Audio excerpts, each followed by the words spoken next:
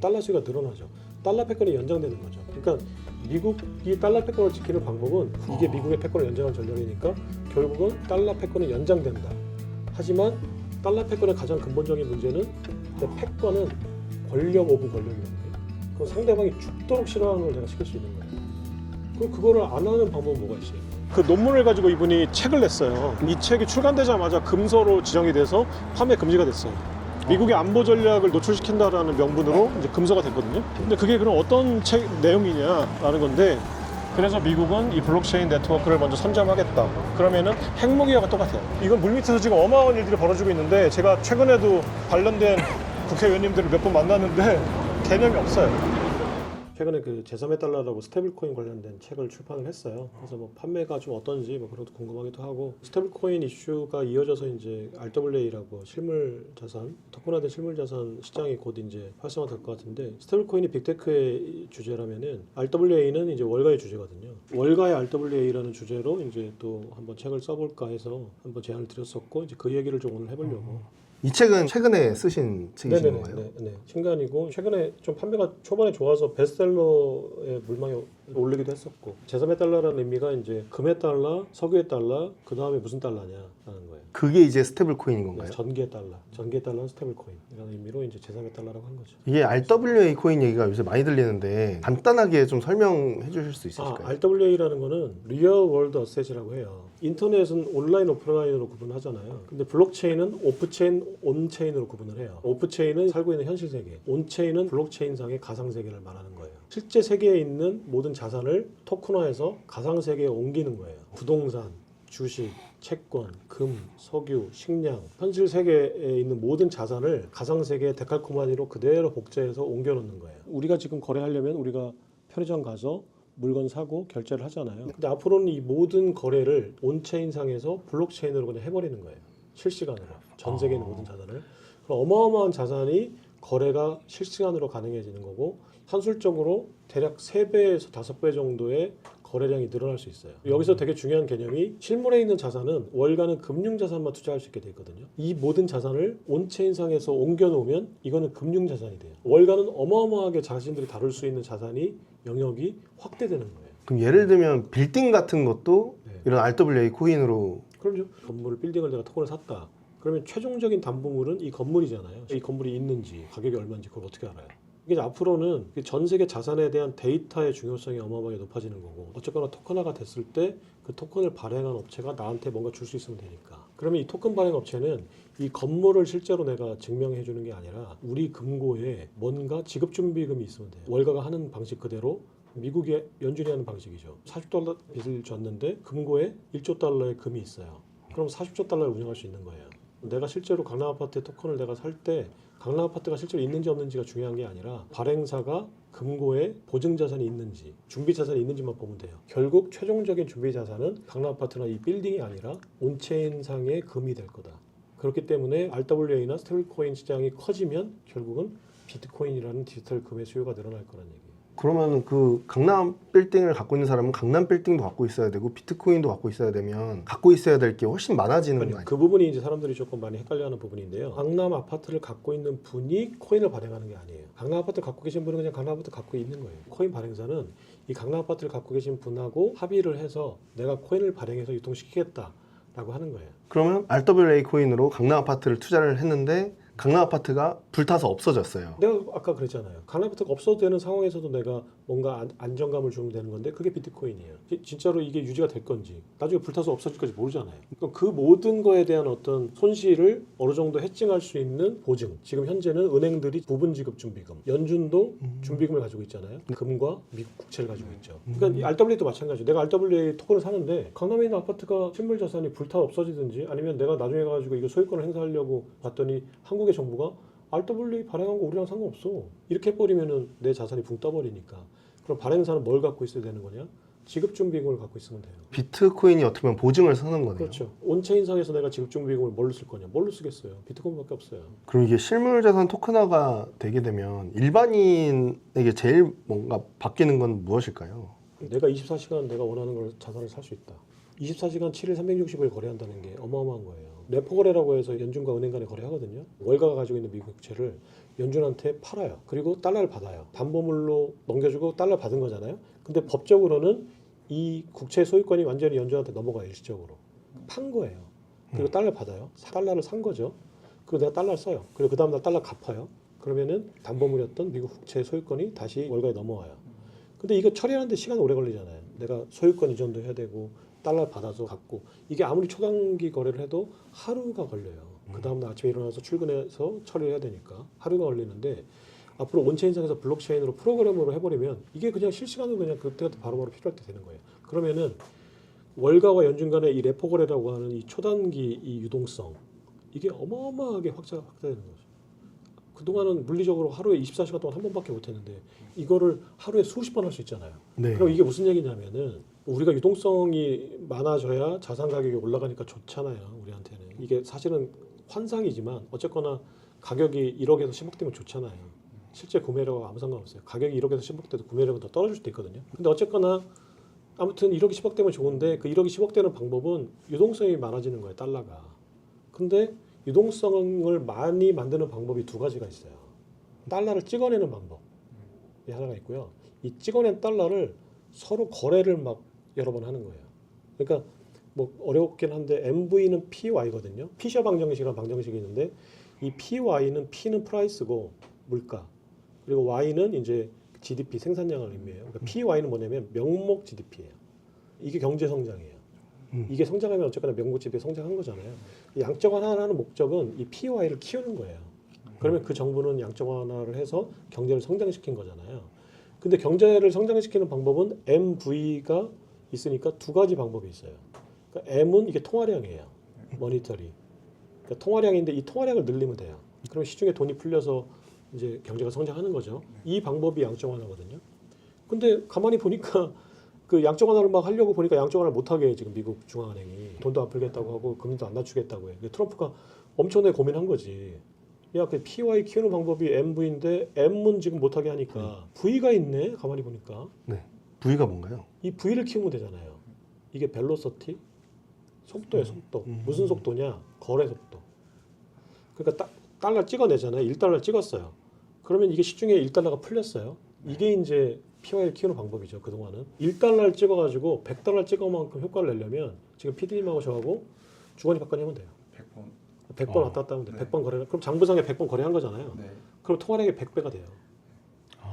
근데 이게 이제 V 유통 속도인데 그동안은 이 유통 속도가 거의 10년간 1이었어요. 1. 그러면 의미 없는 거잖아요. M만 의미가 있는 거잖아요. 트럼프는 보니까 이 V를 100으로 키우면 PY가 100배가 되잖아요. 그러니까 트럼프는 지금 M을 지금 2배로 키우겠다는 게 아니라 이 V를 6배로 키우겠다는 거예요. 그러면 더 많이 늘어나는 효과가 있죠. 그러면 유통 속도를 어떻게 늘릴 거냐?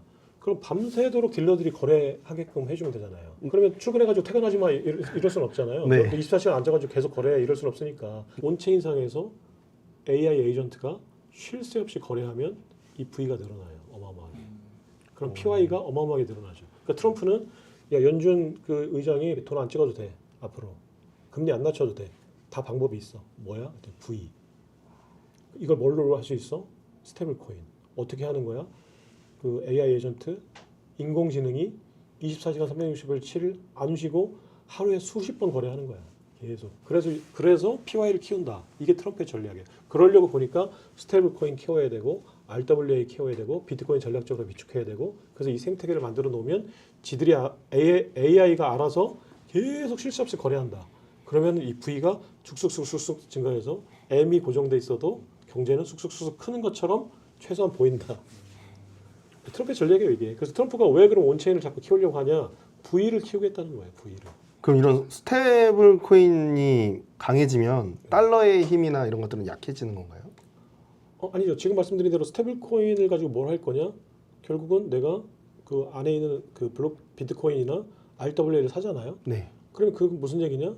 달러를 계속 사야 돼요. 결국은 스테이블 코인 사기 위해서. 그럼 달러 수요가 늘어나죠. 달러 패권이 연장되는 거죠. 그러니까 미국이 달러 패권을 지키는 방법은 국채를 누군가 계속 사주게끔 해야 되거든요. 국채를 발행하는 만큼 달러를 발행하는 거예요. 그럼 미국의 브레인들은 밥 먹고 계속 앉아서 생각하는 게 뭐냐면은 미국의 국채를 누구한테 팔지? 이 생각만 하는 거예요. 그게 IMF예요. 미국 국채 어디 팔지 보니까 국채 사줄 데가 없어. 다 샀어 이미. 그랬더니 가만히 보니까 아프리카하고 아시아 애들이 국채를 얼마 안 갖고 있네. 아시아 애들이 국채를 살려면 어떻게 해야 되지? 그랬더니 외환위기가 나면 자라보고 놀라가지고 소통만 보고 놀라니까 국채를 사야 돼요. 외환보유고를 많이 쌓아놔야 IMF를 다시 안 겪죠. 우리나라가 30억 달러 갖고 있었어요. IMF 전에. 지금 얼마 갖고 있는지 아세요? 달러를, 국채를 3천억 달러 갖고 있어요. 지금 100배가 늘었어요. 우리가 IMF 네. 이전과 이후가 국채 네. 보유량이 100배가 늘었어요. 중국이 IMF 전에 국채 얼마 갖고 있는지 아세요? 미미했어요. 상당히. 1조 2천억 달러 갖고 있었어요. 지금 팔아가지고 금산을 6천억 달러가 됐어요. 일본도 지금 1조 달러가 넘어요. IMF가 구제금융 해주고 대신에 니네 앞으로 국채 사. 공기업 싸게 팔아. 우리가 달러 들락달락 해야 되는데 지금 니네 나라가 자꾸 이게 회계 기준이 안 맞아가지고 자꾸 들락달락 거리는데 불편해. 그러니까 미국의 회계 기준 다 맞춰. 글로벌 금융 자본이 들어갔다 나갔다 하면서 이제 한국에는 자산 다 챙겨가는 거야. 그래서 정부는 그렇게 거래를 많이 해야 되니까 외환보유고를 많이 쌓아야 되니까 미국의 국채 많이 사서 넣는 거죠. 그러니까 IMF는 미국의 재무부 입장에서는 그렇게 IMF 이후에 아시아 국가들이 산 국채가 6조 달러예요. 미국은 6조 달러의 국채를 판 거예요. 네, 근데 스테이블 코인으로 지금 미국의 국채가 얼마 팔릴 거냐 계산해 보니까 대략 2조 달러 정도 국채를 팔 수 있다고 생각하고 있어요. 스테이블 코인의 준비금을 국채로 했을 때 대략 3천억 달러 지금은 총액에서 2조 달러 늘어난다. 그럼 그만큼 국채를 사야 된다. 2조 달러 국채 팔 수 있다. 이거 허용해 줘라. 라는 거고. RWA 하겠다고 하니까 RWA가 뭐야 들어보니까 리얼 데스 그게 뭔데? 그러고 봤더니 전 세계 모든 자산을 월가가 딜링할 수 없었는데 이거 RWA 해서 이걸 금융자산이라고 꼬리표를 달아주니까 월가가 다 딜링한다. 그러면은 이걸 하기 위해서 결국은 비트코인을 담보물로 사야 되는데 비트코인 뭘로 사느냐? 스테이블 코인으로 산다. 그러면은 스테이블 코인 팔면 미국 국채를 파는 거니까 이렇게 하면 국채 더 파네? 그럼 얼마 더 팔 수 있는 거야? 추산이 잘 안 된다. 왜냐면 무궁무진하다. 야, 그럼 국채 어마어마하게 파는 거네? 그러면 허용해 줘라. 그래서 월가한테 규제 완화해 줘라. 디지털 자산이라고 하지 말고 금융자산, 디지털 부가 금융자산. 금융자산이라고 해라. 그럼 월가가 딜링한다. 그럼 국채 더 판다. 이게 지금 스콧 베센트 재무장관이 고안해낸 국채 팔이 전략. 이게 미국의 패권을 연장한 전략이니까 결국은 달러 패권이 연장된다. 하지만 달러 패권의 가장 근본적인 문제는 이렇게 발행량이 늘어나는 거다. 인플레이션 문제가 언젠가 생길 거고 달러는 이제 가치가 떨어질 거다. 근데 국채를 사주면 인플레이션 압력이 줄어드니까 수명은 연장된다. 근데 근본적으로 지금 병의 원인이 인플레이션인데 인플레이션 유발할 수 있는 암의 세포를 지금 방사능 치료해서 살짝 연장해 놓은 거지 암 세포가 완전히 없어진 건 아니니까 언젠가는 다시 암이 재발할 거다. IMF 외환위기, 글로벌 금융위기 그리고 지금 현재는 스테이블 코인이나 이제 이런 온체인 이제 전략들이에요 다. 대표님 요 책 빨리 사서 읽어봐야 되겠네요. 아직 안 사셨어요? 네. 대표님. 네네. 오셨나 보네요. 네. 미팅 끝나고 뵙겠습니다. 네, 이따 뵐게요. 네. 트럼프가 지금 비트코인을 제가 국방 전략 안보 자산으로 이제 트럼프가 하려고 했다고 말씀드렸잖아요. 근데 그게 그냥 전략 비축하니까 안보 자산 아니냐 이렇게 하는 의미가 아니고요. 그게 법적으로 이제 그 규정을 하겠다는 거예요. 국가 안보 자산으로. 그러면은 펜타곤과 미국의 안보 관련된 그 기관들이 있잖아요. 그 펜타곤을 중심으로 해서 그 기구들이 앞으로 비트코인 공급망을 관리해야 돼요. 우리가 흔히 얘기하는 자산시장 관련된 그 기구들 뿐만이 아니라 네. 앞으로는 내가 어떤 딜링을 잘못해가지고 만약에 그 비트코인의 어떤 자산을 훼손시킨다. 상품선물거래위원회 직원들이 와가지고 막 하는 게 아니라 군복 입은 특공대가 와서 내가 투자하고 있는 거를 지금 체포해 갈 수도 있어요. 투자하고 있는 나를. 이게 안보자산이라는 의미거든요. 국방부가 관리한다. 펜타곤이 관리한다. 그러니까 NIS인가 NSI가 관리한다. 하는 거예요. 그럼 비트코인에 대한 뭐 거래든지 뭐든지를 국방력으로 뭔가 행사를 할 수도 있는 그러니까 거예요. 그거를 국가 안보와 관련된 사이버 안보 자산으로 보는 건데요. 그 개념이 뭐냐면은 비트코인이 왜 안보 자산이냐의 문제인데 미국 우주군 사령부에 이제 제이슨 로월이라는 소령이 있어요. IT 전문가, 사이버 보안 전문가인데 그 MIT 석사 논문에 그 소프트워라는 논문을 쓴 적이 있어요. 사이버 전쟁. 그 논문을 가지고 이분이 책을 냈어요. 이 책이 출간되자마자 금서로 지정이 돼서 판매 금지가 됐어요. 미국의 안보 전략을 노출시킨다라는 명분으로 이제 금서가 됐거든요. 근데 그게 그럼 어떤 내용이냐라는 건데 비트코인의 생성 메커니즘이 있거든요. 생성 원리가. 이게 작업 증명이에요. 그러니까 프루프 오브 워크거든요. 그러니까 그게 무슨 얘기 그대로 지급하면은 내가 일을 했다는 증명이잖아요. 비트코인은 내가 일을 했다는 증명이에요. 해굴 방법이 이제 여러 가지 방법이 있는데 지금 이더리움은 지분 증명이에요. 프루프 오브 쉐어. 그래서 내가 지분을 돈 주고 샀다는 의미예요. 그거는. 그러니까 좀 개념이 다르죠. 이더리움은 내가 지분을 돈 주고 샀다는 의미고, 비트코인의 작업 증명은 내가 일을 했다는 증명이에요. 비트코인은 내가 일을 해야지 주는 거예요. 그러니까 내가 노동력과 에너지를 내가 투입해야지 주는 거거든요. 내가 전기를 들여서 이 블록을 만든 거예요. 전기란 에너지를 투입하는 일을 했다라는 거거든요. 이 블록체인이라는 건 내가 전기란 에너지를 투입해서 만들었기 때문에 이 블록체인을 깨려면 그거보다 더 많은 에너지를 일순간에 투입해야 돼요. 전기를. 요새 주로 이제 그 만리장성하고 비교를 하는데, 그러니까 그동안의 인터넷 보안이라는 거는 그 만리장성의 열쇠를 내가 지키는 거예요. 반대로 얘기하면 그동안의 인터넷 해킹이라는 거는 내가 그 열쇠, 만리장성의 성문 열쇠를 찾는 개념이에요. 그러니까 네. 논리적인 해킹이라고 해요. 그럼 그 열쇠만 찾으면 내가 성문을 뚫는 거예요. 그러니까 상대적으로 쉬워요. 열쇠로 문만 열면 되는 내가 거네요. 로직만 알면 되니까. 해커들은 그동안은 내가 이 로직을 찾는 데 들어가는 비용보다 로직을 뚫어서 이제 얻는 이익이 크니까 해킹을 하는 거예요. 근데 이제 그 비트코인이나 블록체인은 이 물리적인 해킹이라고 해요. 근데 이 성벽을 뚫으려면은 이 블록 하나하나, 벽돌 하나하나를 깨부셔야 돼요. 그러니까 열쇠를 찾는 개념이 아니라 내가 어마어마한 에너지를 들여서 이 성벽을 뚫어야 된다. 그럼 어렵잖아요. 그럼 제가 일을 했다라는 증명을 다 일을 해서 깨부셔야 된다는 거네요. 그렇죠. 그만큼의 일을 더해서 깨부셔야 돼요.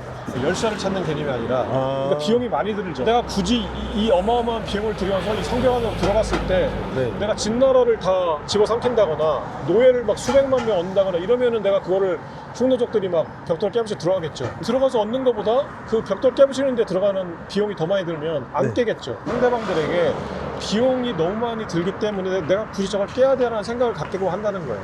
이 블록체인으로 사이버 자산을 만들어 놓거나 사이버 네트워크를 만들었을 때는 적이나 상대방이 내가 이 블록체인을 해킹해서 들어가서 취할 수 있는 이익에 비해서 비용이 커진다. 그러면 할 수 있어도 굳이 안 할 거다. 심지어는 할 수 없는 상태가 된다. 그래서 미국은 이 블록체인 네트워크를 먼저 선점하겠다.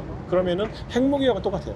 핵무기가 안 쓸 거 뻔히 알아요. 핵무기 쓸 나라 아무도 없잖아요. 근데 지금 비축 경쟁이 어마어마하게 심하잖아요. 그거 쓰지도 않을 걸 왜 비축해요? 왜 그러냐면 있으면 못 건드리니까 그렇다는 그렇죠. 거죠. 그러니까 비대칭 전략이 되는 거예요. 내가 이걸 가질 때 내가 들어가는 비용에 비해서 없을 때 예상되는 비용이 너무 큰 거야. 상대방이 나를 핵무기로 공격했을 때. 그러면은 내가 안 쓸 거 뻔히 알면서 수천억 달러 써야 돼요. 이게 비트코인이에요. 내가 네. 비트코인을 갖고 있을 때 비용이, 지금 미국이 비트코인 100만 개 비축하려면 1000억 달러가 들어가거든요. 근데 네. 1000억 달러를 쓸 가치가 있느냐? 이걸 어떻게 판단하는 거냐면, 내가 이거 비축하지 않았을 때 중국이 비축하면 나중에 가서 내가 중국이 이 사이버 네트워크를 가지고 뭔가를 하게 되면 내가 손해가 너무 커지니까 1000억 달러 그냥 날리는 셈 치고 쓰자. 그 개념이거든요. 이게 이제 내시 게임 이론으로 채택한 미국의 사이버 안보 전략이에요. 이게 프루프 오브 워크라는 작업 증명 방식 때문에 그래요. 그렇기 때문에 미국은 이 보안 네트워크, 블록체인 네트워크를 먼저 선점하자는 거고, 이 논리는 중국도 똑같죠. 상대방 중국도 똑같은 논리가 적용돼요. 그럼 중국도 지금 물밑에서는 지금 이 네트워크를 어떻게든 선점하자는 전략이고, 이건 러시아도 똑같죠. 우리나라도 똑같아요. 우리나라도 내가 보유하지 않을 때 예상되는 손실이 너무 크고 이걸 보유하는 데 들어가는 비용은 그거에 비해서 너무 작아요. 그럼 무조건 보유해야 돼요. 근데 지금 이거를 지금 그 이해를 못 하는 거예요. 이거는 비트코인이 좋아? 나빠? 뭐 이런 문제가 아니에요. 이거를 보유하지 않았을 때 내가 얼만큼 비용을 써야 돼? 예를 들어서 100조 원을 써야 돼. 근데 이거 보유하는 게 얼마 들어가? 1조 원만 쓰면 돼. 그럼 1조 원 써야 되는 거예요. 결국은 이제 작업 증명 방식이라는 비트코인의 고유한 생성 원리 때문에, 생성 방식 때문에 그렇다. 그래서 이거는 그 소령이 쓴 그 논문을 이제 국방부가 채택해서 이제 국가 사이버 안보 자산으로 채택해야 된다는 보고서를 써서 4월 17일 날 이제 미국 의회에 넘겨요. 그럼 미국 국방위원회가 이걸 가지고 국방부 말이 맞네 라고 판단을 해요. 그럼 채택해요. 그럼 국가수권법이라는 법상에 이제 앞으로 비트코인은 국가 안보 자산이라는 명문이 딱 박혀요. 그럼 그때부터 이제 비트코인은 국가 안보 자산이 돼서 미국의 국방부와 국방위원회 차원에서 이 자산을 다루게 되는 거예요.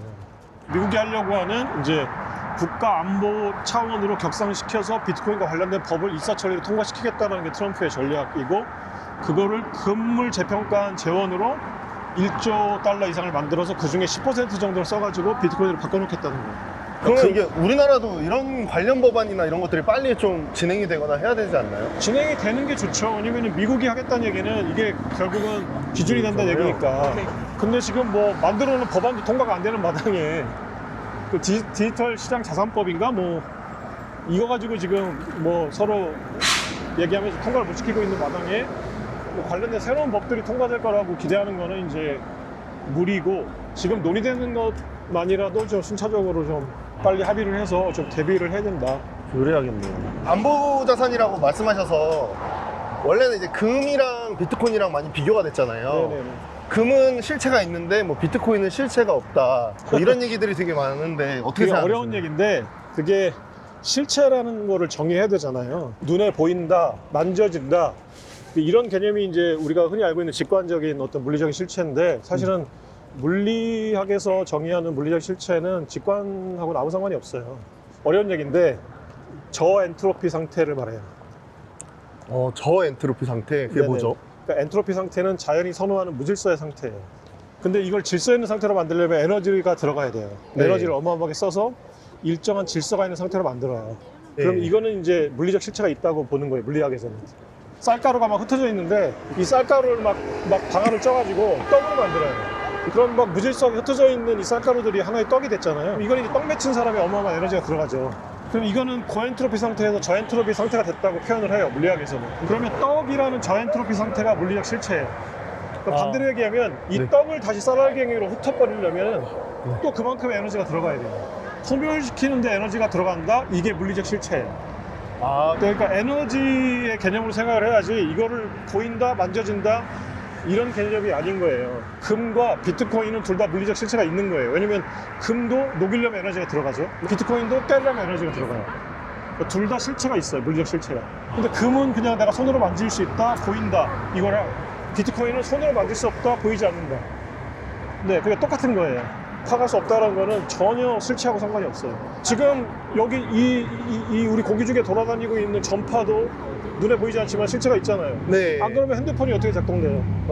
근데 이 전파를 우리가 없애 소멸시키려면 에너지가 들어가요. 물리적 실체가 있는 거예요. 근데 보이나요? 아니요. 없는 건가요? 있습니다. 있죠. 네. 그 산소 분자, 물을 분해하는데 들어가잖아요. 그러면 물이 보이나요? 100% 순수한 물은 안 보여요. 존재하잖아요. 그러니까 네. 우리 육감이 파악할 수 있는 것과 파악할 수 없다는 얘기는 실체의 존재 여부하고 아무 상관없어요. 대표님, 항상 비트코인에 대한 보안 얘기하면 양자 컴퓨터에 대한 내용이 네네. 많이 나오잖아요. 네.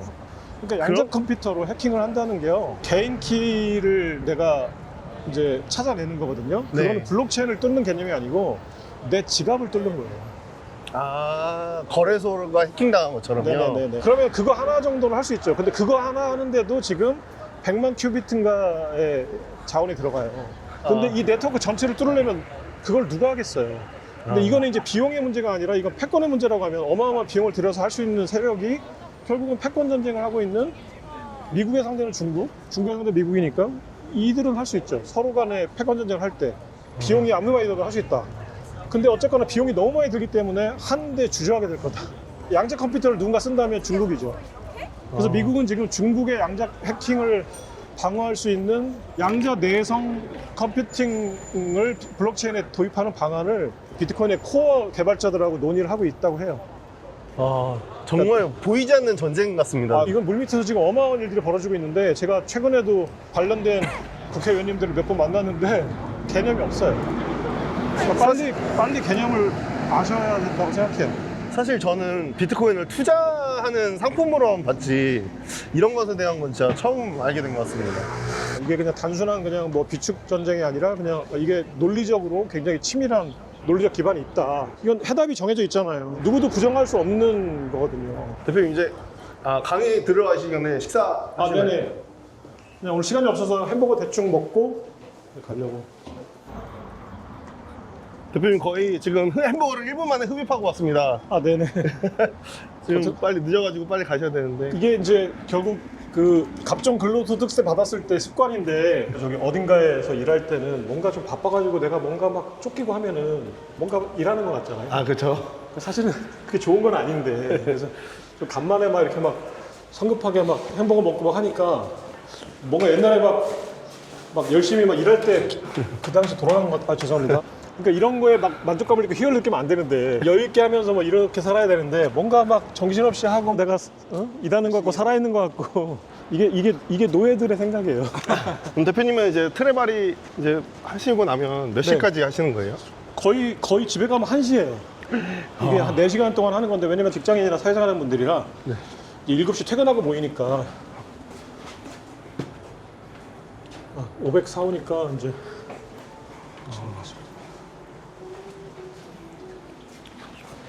또 이제 호스트장으로서 가서 이제 하시는 토론할 건가요? 때 저도 토론하는 한 사람으로 참여하는 거고. 안녕하세요.